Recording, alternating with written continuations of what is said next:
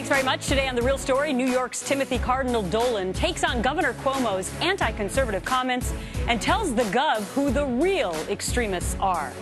Two military vets on opposite sides of the Pentagon's new rules that say it's okay to have beards and turbans for religious reasons.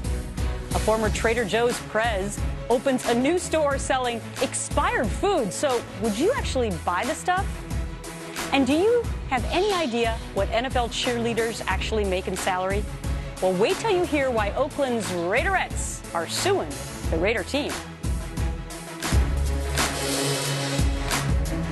Well, a new report says the NSA's collection of your phone records is illegal and doesn't really stop terrorism anyway. So now what? The independent watchdog group urging the spy agency to stop collecting phone data on hundreds of millions of Americans and get rid of the massive inventory of call records. Chief Intelligence Correspondent Catherine Herridge is live for us in Washington. So a stinging rebuke, is it not, of what the president just said last week? Well, it is, Gretchen. This report comes from a group called the Privacy and Civil Liberties Oversight Board, known here in Washington as the PCLOB. And they conclude that the collection of phone records is illegal and not effective.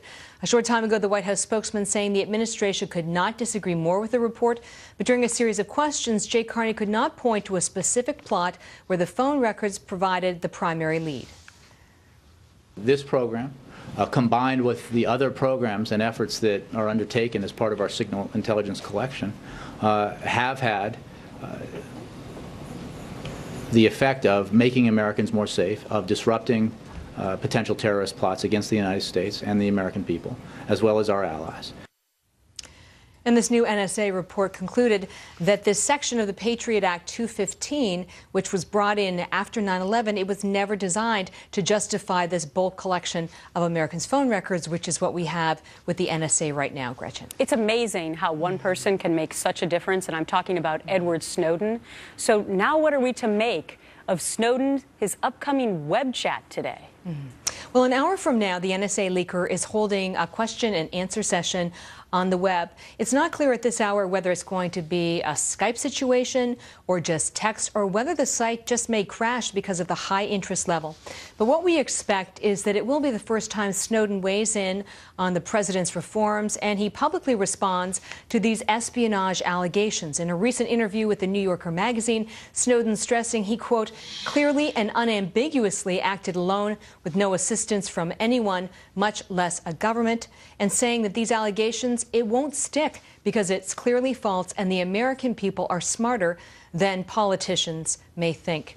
Now, a source familiar with the investigation separately told Fox News that Snowden did have suspicious contacts in Hong Kong, and he stayed with a non-Chinese national, likely a Russian. He did not stay at that luxury hotel when he traveled from Hawaii to Moscow.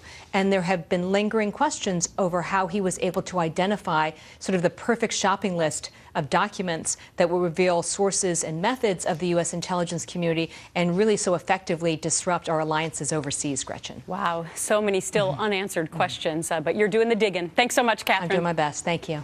Well, we are getting a new snapshot on how Americans feel about the NSA disclosures. According to a new Fox News poll, 68% of registered voters say they're glad the spy agency's program was made public, 25% not happy about the leak.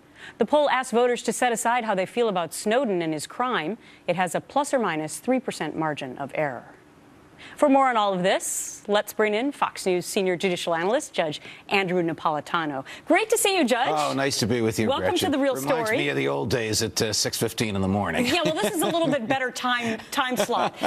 Let's talk about what you think this says as far as a message, this new report that's come out. What kind of message does it send to the Obama administration? This is the fourth official government examination of the NSA spying program since Edward Snowden's revelation. The first was by a federal judge who found it unconstitutional. The second was by another federal judge who found it constitutional. The third was by the Civil Liberties Board appointed by the president. The fourth was this one, the Privacy Board appointed by the president. They all agreed on one thing. There is no credible evidence that this program has kept us safer or has kept the bad people away from us. Yeah, but they even went a step further because they called it illegal. Well, this particular group called it illegal, that the president appointed. The Civil Liberties Board called it illegal. One of the two judges called it illegal, and one of the judges found it constitutional. So this tells me this will eventually make its way to the Supreme Court. This also tells me the poll that you just showed, 68% of Americans are glad that Snowden revealed this. Americans are getting a little weary of it. It is really, really massive. How massive? The NSA captures 500,000 buddy lists a day, 600,000 address books a day, 200 million texts a day. Wow. Before we even get to the telephone calls. So you believe that it's an unqualified embarrassment for the administration because now you have the president last week coming out with his so-called reforms, which both sides of the aisle didn't really see as doing that much. And what do you make of the politics behind the president coming out with his reforms and now this panel coming out after him, although he did discuss apparently with this panel? Right before the president came out with his so-called reforms, and you know that I wrote in my column that they don't reform anything.